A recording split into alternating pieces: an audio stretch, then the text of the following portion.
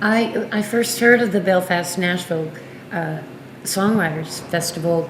I was at my local wine store, and they had a brochure for it on the counter.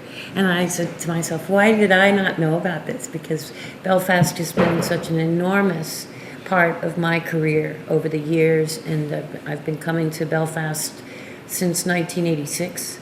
And I just really have a great place in my heart for Belfast. And there are so many wonderful songwriters all over Ireland. It's a musical place, and Nashville is all about music. And so it's just a natural thing that Belfast and Nashville have a sisterhood with music. Well, my main musical influences ranged from the Crickets, J.I. Allison, Joe B. Malden, and Sonny Curtis, and Buddy Holly, of course, the late Buddy Holly, and Loretta Lynn.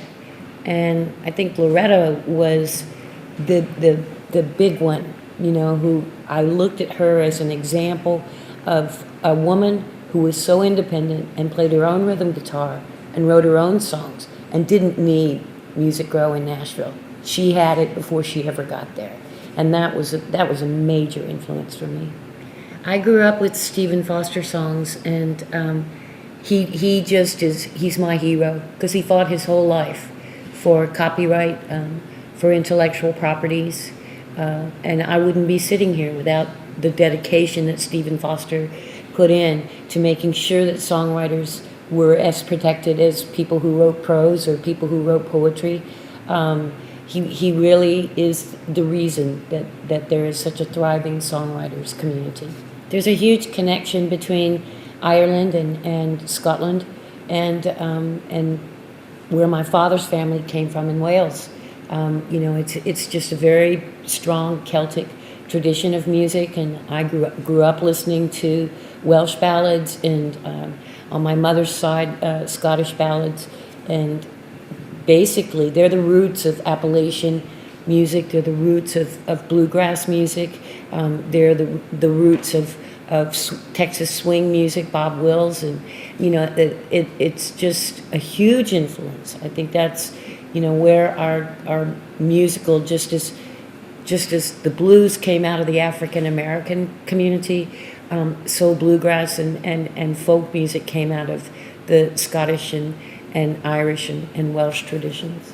They are still alive and well. I recorded Stephen Foster's song "Hard Times Come Again No More," which is that song in particular has such an Irish bass to it, and they still stand up.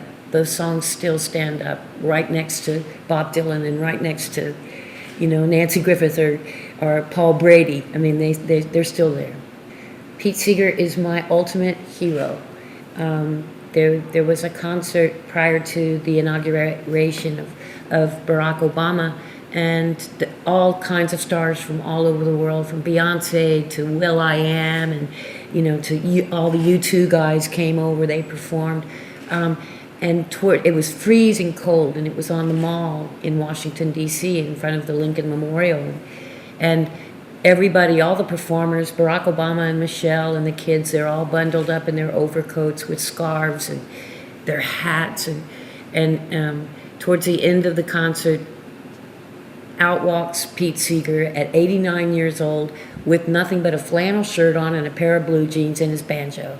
And there's not a night that goes by in concerts of mine that I don't sing his song, The Hammer Song, which belongs to every generation since it was written in 1948. If I had a hammer, I'd hammer in the morning. Going into the schools in North Belfast is that's the highlight of my annual vacation to the Nashville Belfast Songwriters Festival. And it's because I've been coming here for so many years, and I've seen the troubled times, and I've now seeing the peace. And I used to be a school teacher, and it's just great. It's like reliving my young years to be going into the school, working with these children, 10 and 11 years old, and hearing them sing, and talking with them and answering their questions for those who want to grow up with a life in music. and they're just delightful. And it's a wonderful thing when music brings people together in a peaceful circumstance.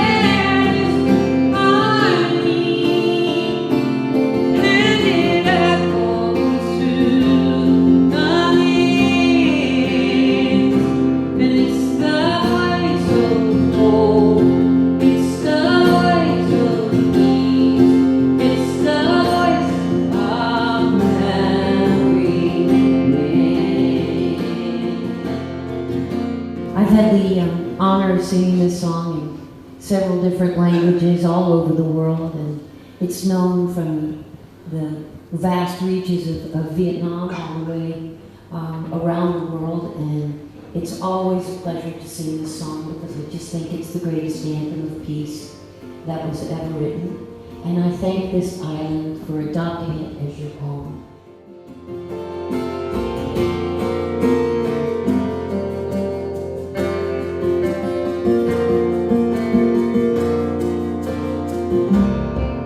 From a distance, you look like mine, even though we are at war. And from a distance, I can comprehend what all these wars are for.